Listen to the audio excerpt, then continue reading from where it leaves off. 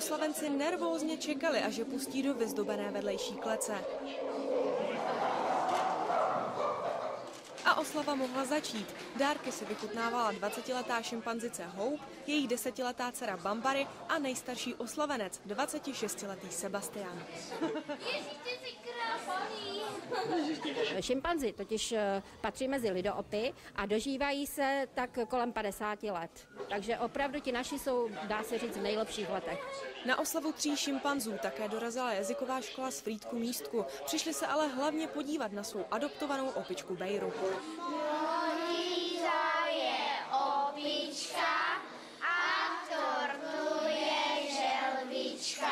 I co půl roku, vždycky jak jedeme ještě na ten přívědský tamot, tak jí dovezeme penízky, které jsme pro ní vybrali. Po šimpanzích jsme toho hodně zdědili a jsou velmi prýma zvířata, umí krásně skákat.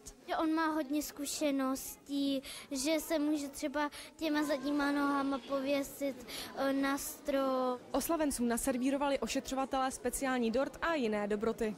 Potom jsme jim připravili krabice, které byly plněné oříškama, hrozinkama, třeba i slunečnicí. Šimpanzí oslava ale nebyla jedinou událostí ostravské zoo. Dnes v noci přivítají ošetřovatelé tygra Taro. Do nového obydlí by ho měli vpustit v sobotu ráno. Iva Kubánková, Česká televize.